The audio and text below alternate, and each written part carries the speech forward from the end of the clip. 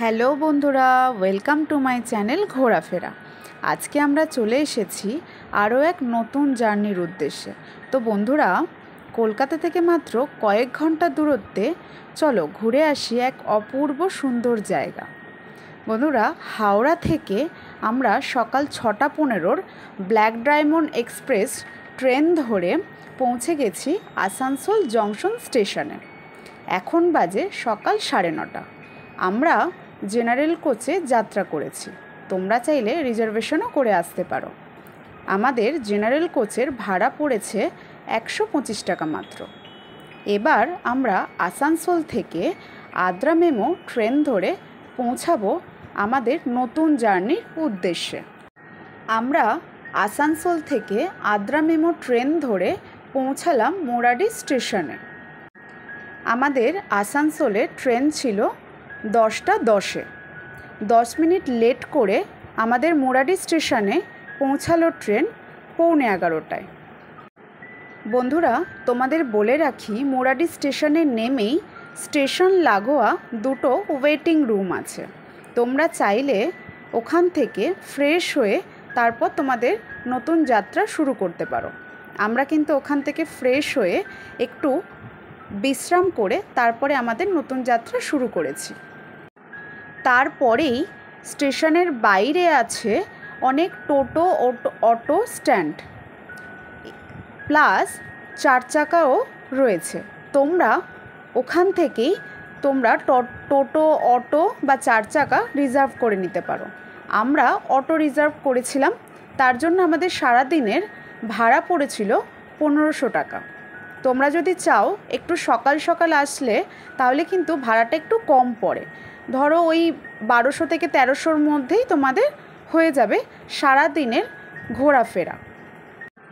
তোমাদের আর একটা কথা বলে রাখি বন্ধুরা, তোমরা কিন্তু তোমাদের যাত্রা শুরু করার আগে অবশ্যই স্টেশনের বাইরে ব্রেকফাস্ট করার মতো অনেক দোকান আছে। তোমরা চাইলে ওখান থেকে ব্রেকফাস্ট করেই কিন্তু তোমরা বেরাবে।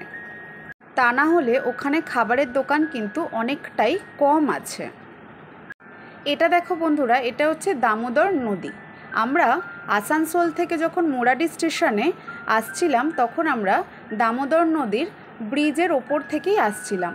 ভিউটা এতটাই সুন্দর লাগছিল যে কি বলবো, ভিউটা দেখে আর সামলাতে পারলাম না নিজেকে, তাই একটা ভিডিওই করে নিলাম। এত সুন্দর যে মানে চোখ সরানো যাচ্ছে না।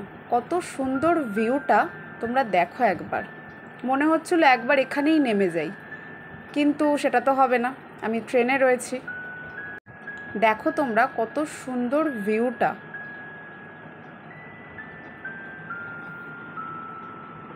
বন্ধুরা, এরপর আমরা আমাদের প্রথম গন্তব্যস্থল শুরু করব। আমাদের প্রথম গন্তব্যস্থল ছিল বরন্তী পাহাড়। দেখো, এটা হচ্ছে বরন্তী লেক। ঠিক বরন্তী পাহাড়ের গা বেয়েই রয়েছে যে রাস্তা, তার অপোজিটেই রয়েছে বরন্তী লেক। এটা হচ্ছে বরন্তী লেক। তোমাদের বলে রাখি বন্ধুরা, কলকাতা থেকে বরন্তীর দূরত্ব প্রায় 243 কিলোমিটার, সময় লাগে মাত্র 5 ঘন্টা। এটা হচ্ছে বরন্তী পাহাড়। দেখো কত সুন্দর, তার লাগোয়া যে রাস্তা রয়েছে সেটা পুরোটাই লাল মাটির রাস্তা। মোরাডি স্টেশন থেকে বরন্তীর দূরত্ব মাত্র 5 কিলোমিটার। বরন্তী পাহাড় কি সুন্দর লাগছে দেখতে পাহাড়টাকে। লেকের ধারে এই অপূর্ব দৃশ্য দেখতে মানুষ ব্যস্ত, এবং এখানে দেখলাম অনেক ট্যুরিস্ট স্পটও আছে এবং ট্যুরিস্টরাও এসছে, আর পিকনিক স্পটও বলতে পারো। তোমরা চাইলে কিন্তু এখানে পিকনিক করতেও আসতে পারো। অনেককে এখানে দেখলাম বাস নিয়ে এসছে, অনেককে আবার দেখলাম 4 চাকা নিয়েও এসছে। বন্ধুরা, এরপর আমাদের দ্বিতীয় গন্তব্যস্থল গড়পঞ্চকোট। এটা হচ্ছে গড়পঞ্চকোট। এটি একটি পঞ্চরত্ন মন্দির। পঞ্চরত্ন মন্দির এসেছে 5টি চূড়া থেকে।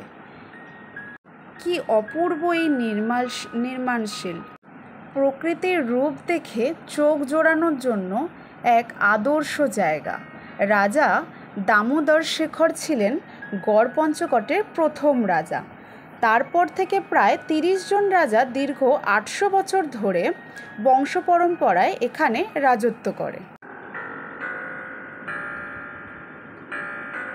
সারাদিন ঘুরতে ঘুরতে খুব তৃষ্ণা পেয়ে গেছিল, তাই একটু আখের রস খেয়ে নিলাম।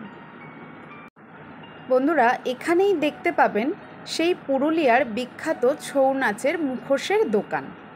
দেখো, এখানে অনেক দোকান রয়েছে আর অনেক সুন্দর সুন্দর ওদের হাতে গড়া জিনিস রয়েছে। তোমরা চাইলে এখান থেকে কিছু জিনিস কিনে নিয়ে যেতে পারো। এখানে দামটাও কমই আছে। এখানে বিভিন্ন ধরনের ওদের হাতে বানানো ব্যাগ রয়েছে, অনেক ধরনের মূর্তি রয়েছে, ঝুড়ি রয়েছে, সবই কাঠের তৈরি। খুব সুন্দর লাগছে। মেয়েদের দেখো সাজের জন্য গলার হার, কানের কত সুন্দর, দেখো মুখোশও রয়েছে এখানে, অনেক সুন্দর।